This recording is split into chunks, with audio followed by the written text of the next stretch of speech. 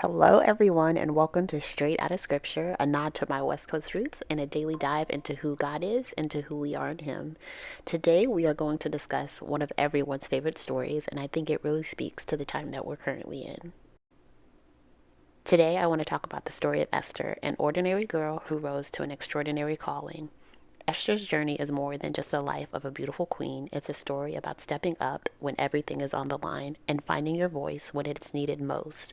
And it's also about carrying the weight of a destiny that you never asked for.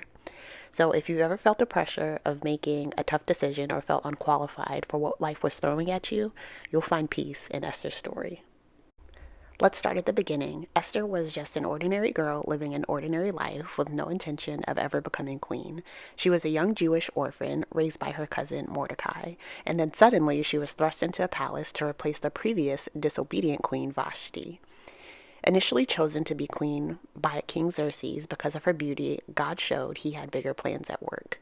Now, imagine being plucked from your comfort zone and being placed into a position of influence, not because you sought it, but because you were chosen by God. Now, many of us have dreams, but sometimes we can find ourselves in unexpected places with responsibilities that we never imagined, and that's where Esther was. Now, here's the thing, wearing a crown is not what makes you powerful. For Esther, it wasn't just about the royal robes or the palace life. There was a hidden burden. Esther was living in a palace that didn't even know her true identity. She was a Jewish woman in a foreign kingdom.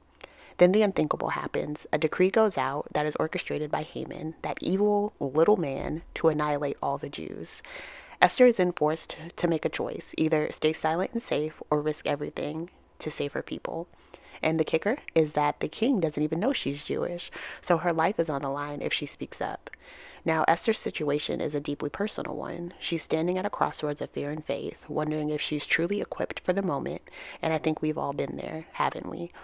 Facing challenges that feel way bigger than us, questioning if we're the right person for the job. Now, on a much smaller scale, this applies to the careers that God has placed me in. I've always said to myself that if I knew what I would have ended up being responsible for upon signing my offers at my previous companies, I don't think I ever would have done it. And that's why God is so good, is because He doesn't reveal the entire picture to us. And I ended up not only engaging directly and reporting to CEOs, COOs, and vice presidents, but I managed large teams of almost 20 people, and I became responsible for millions of dollars of revenue. And I never imagined myself in these positions, but God put me there. And I was able to be a light and a testimony to others and show His favor on my life. Now, God places you in rooms that you never thought you'd enter and gives you responsibilities you never thought you could handle. And what seems overwhelming at first became a platform for His purpose. When God positions you, it's not about the title or the task, it's about the testimony. So think it not strange when you find yourself in places that you never dreamed of, managing challenges you never asked for. It's all part of a bigger plan, a divine assignment to shape you, to strengthen you, and to use you to shine His light in places you never expected. So trust that God equips those that He calls, and whenever He leads you somewhere, He will sustain you. One of the most powerful moments in Esther's story is when Mordecai sends her a message that changes everything. He tells her, "Who knows if perhaps you were made queen for such a time as this?" That line right there, for such a time as this, that is literally the heartbeat of Esther's journey. It's the moment where she realizes that her position, her influence, and even her struggles are all a part of something bigger. This is the turning point. She's no longer just Esther the queen, she's Esther the leader. She realizes that she's been placed in her position not by accident, but for a purpose. And I think that's something that we need to continuously hear, that wherever you are, whatever you're facing, it might just be that you're there for such a time as this. And I know this is what a lot of us are going through right now. Now, here's where the story gets even more intense. Esther doesn't just sit back and hope things work out. She takes action. She asks her people to fast and pray with her on a 3-day, no food, no water fast. She knows that what she's about to do could cost her everything. And of course, we know that fasting leads to God's intervention in our matters. Now, the law says that anyone that approaches the king without being summoned can be put to death.